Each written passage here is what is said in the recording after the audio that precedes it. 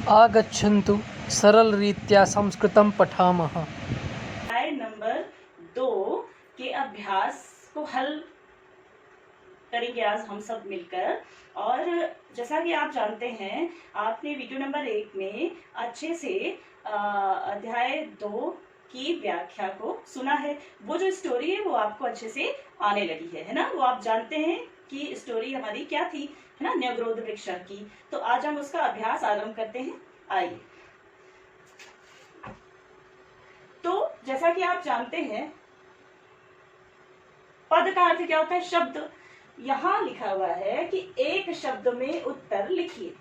तो ये जितने क्वेश्चन है उनका सबका आंसर आपको एक शब्द में ही लिखना है, ठीक है ना। तो अब आपको विशेष क्या करना है इसमें कि आपको जो है सिर्फ अध्याय के अर्थ नहीं जानने हैं, क्वेश्चन का अर्थ भी आपको आना चाहिए, पूछ क्या रहा है हमसे, राइट।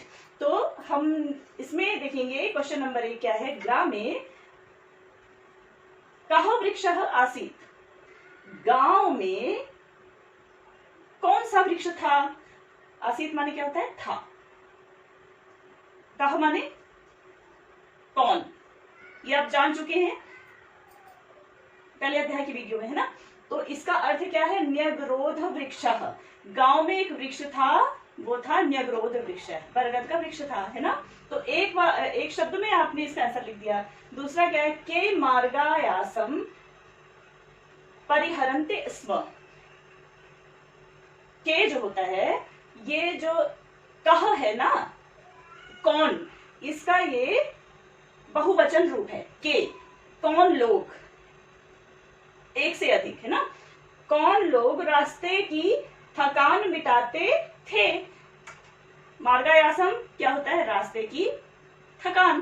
तो इसका उत्तर क्या है? पथिकाः।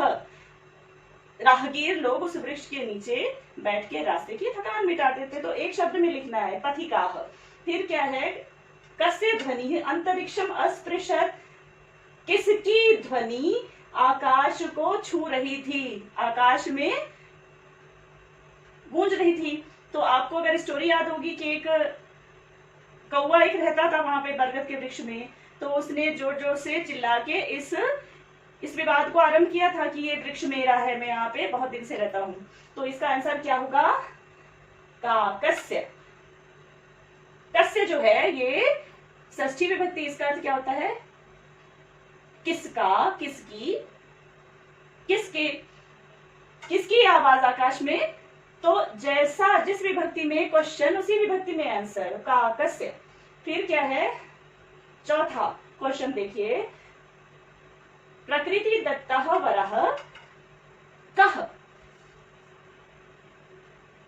प्रकृति का दिया हुआ वरदान कौन है? कौन है बताइए जरा। हाँ, बिल्कुल सही, ये क्या है? वृक्ष। वृक्ष हमारे लिए वरदान स्वरूप है। और आखिरी क्वेश्चन इसका, तरोह पत्राणि खादन कः नंदति स्म। उस वृक्ष के पत्तों को खाकर कौन आनंद से रहता था? तो उसका आंसर क्या है? अजा पुत्रः। जो बकरा था वो उसमें आनंदित रहता था, ठीक है ना। तो हमने ये answer in one word complete किए। अब हम आगे की ओर चल रहे हैं। अब ये क्या आ गया? एक वाक्येन उत्तरम लिखत। इसका अर्थ क्या है? एक वाक्य में उत्तर लिखना है। जो ट्रिक हमने आपको लेसन नंबर 1 में बताई थी, केवल आपको क्वेश्चन वर्ड को आइडेंटिफाई करना है। सर्वैः कस्य निर्णय स्वीकृतः। यहाँ पे क्वेश्चन वर्ड क्या है? कस्य। सब लोगों ने किसका निर्णय स्वीकार किया था? तो आप बताइए किसका किया था? अजस्य निर्णय है ना। अजस्य, अज मतलब हम आपको समझा चुके हैं, बकरा होता है अज मानी। तो अज का निर्णय, बकरे का निर्णय सब लोगों ने स्वीकार किया। दूसरा क्वेश्चन, तो आप इसमें आपको क्या करना है? ये जो कस्य है इसको आपको अजस्य से रिप्लेस कर देना, मतलब इसको हटा के उसकी जगह पे अजस्य को फिट कर देना। तो आपका आंसर क्या बनेगा? सर्वैः अजस्य निर्णय स्वीकृतः। फिर खा, कः वृष्टिम वर्षति। आप बताइए, बारिश जो होती है तो उसके जो वो होते हैं देवता होते वरुण देव, है ना। तो कह के स्थान में हम वरुण देवः लिख देंगे, तो आंसर सेंटेंस क्या बन जाएगा, वरुण देवः वृष्टिम वर्षति। सारा सेंटेंस याद करने की जरूरत नहीं पड़ेगी, केवल आपको स्टोरी अच्छे से आती हो और आपको ये मालूम हो कि क्वेश्चन का अर्थ क्या है, पूछ क्या रहा है, तो आप फटाफट लिखते जाएंगे। तीसरा ये है वृक्ष से आधारभूता का।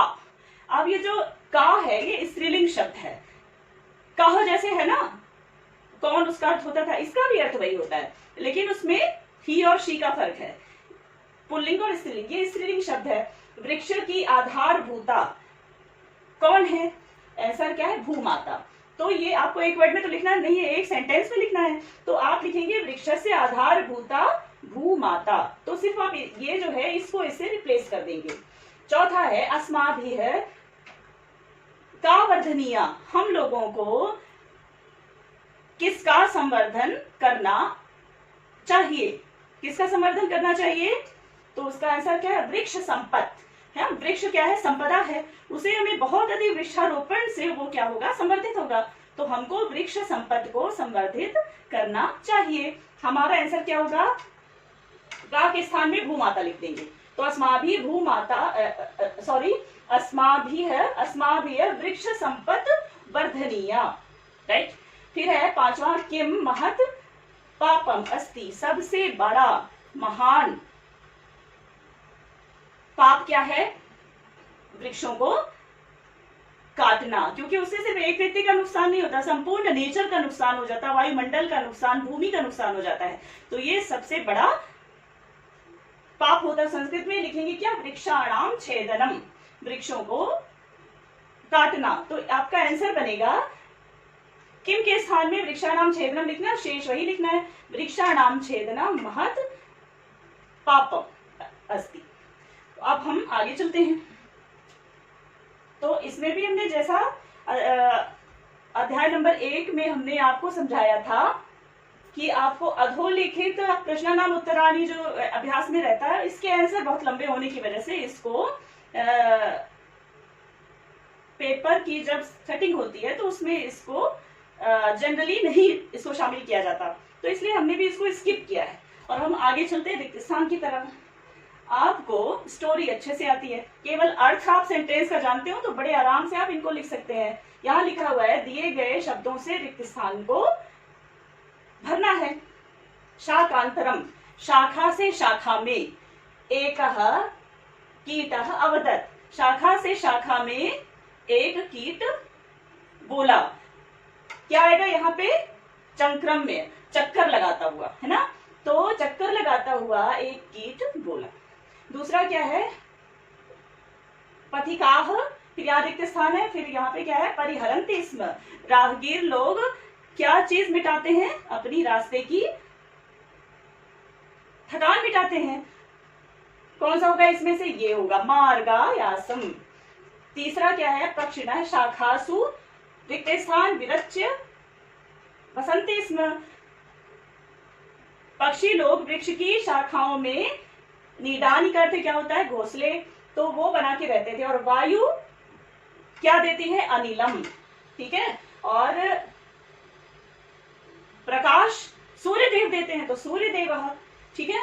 अब हम आगे क्यों आ गए, अब आ गया यथा योग्यम योज्यत, सही जोड़ी बनाइए। तो ये बिल्कुल आसान है, क्योंकि आपको सारी स्टोरी आती है, सब जानते हैं, आप फटाफट जोड़ देंगे, है ना।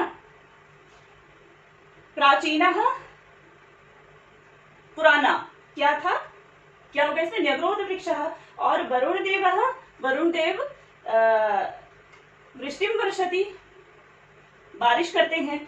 और फटाटोपम क्या होता है, फन फैलाना, वो मैंने अंडरलाइन करने के लिए आपसे कहा था, फन फैलाता है कौन, सर्पः करोति, सर्प फन फैलाता है। सर्पाः, सांप लोग बामी में रहते हैं, बिल जो होता है उसको वाल्मीकि बोलते हैं। और ये क्या है, प्रकृति दत्तः वरः, इसका आंसर होगा वृक्षः, ठीक है। तो हमने ये आपका अभ्यास ये वाला कंप्लीट हो गया। अब हम अगले अभ्यास की ओर चल रहे हैं, और हमारा अगला अभ्यास है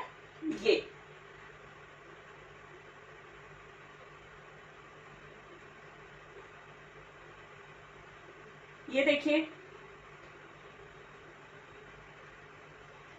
तो यहाँ पे आम और ना, हाँ और ना में लिखना है। तो ये क्या है, शुकस्य ध्वनि अंतरिक्षम अस्पृशत्, तोते की आवाज आकाश में गूंज गई थी, फैल गई थी। बताइए राइट है कि रॉन्ग है? किसकी आवाज फैली थी? तोते की नहीं फैली थी, किसकी फैली थी? कौवे की फैली थी ना, तो इसलिए इसमें लिखेंगे ना। ये वाक्य रॉन्ग है, गलत है। कीटः अर्भकैः सार्धं वसति स्म, कीड़ा जो था वो अपने फैमिली के साथ,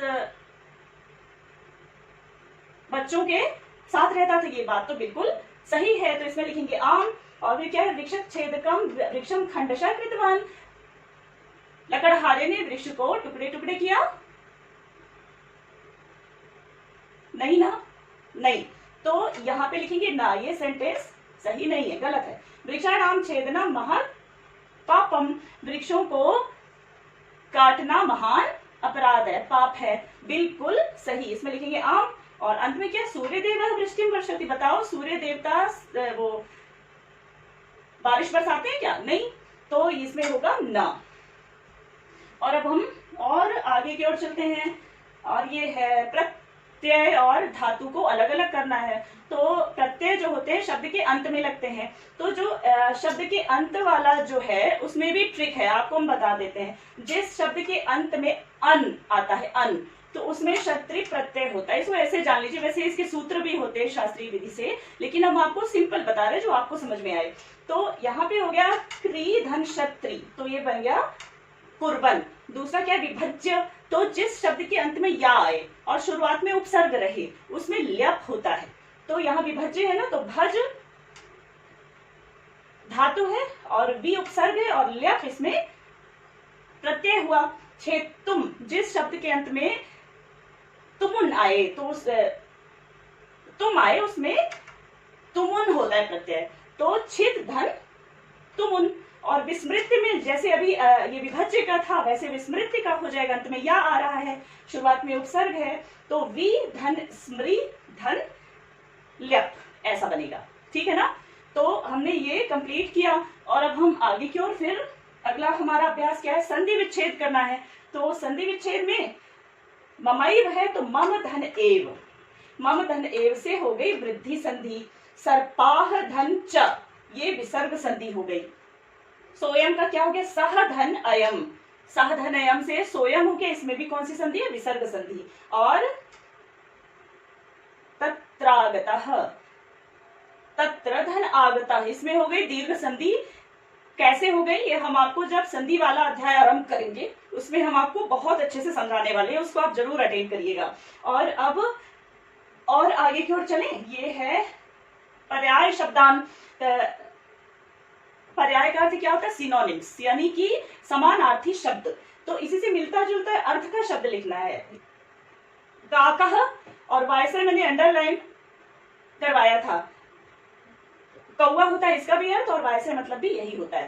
काकः का हो गया वायसः, सर्पः का नागः, पिता का जनकः, और पुत्रः का अर्भकः।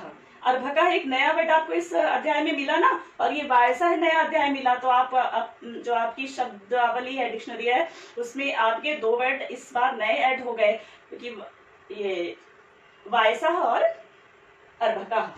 और ये जो अव्यय रचना है, ये आपको आपके जो अध्याय है ना, उसमें ये शब्द जिस जिस वाक्य में आएंगे ना, उससे एक एक वाक्य इसका हो जाता है। तो ये अव्यय से रचना हो जाती है। फिर आपको अव्यय में भी अलग से हम आपका एक अलग से जो है क्लास लेंगे, उसमें आपको अव्यय के विषय में विस्तार से सिखाएंगे।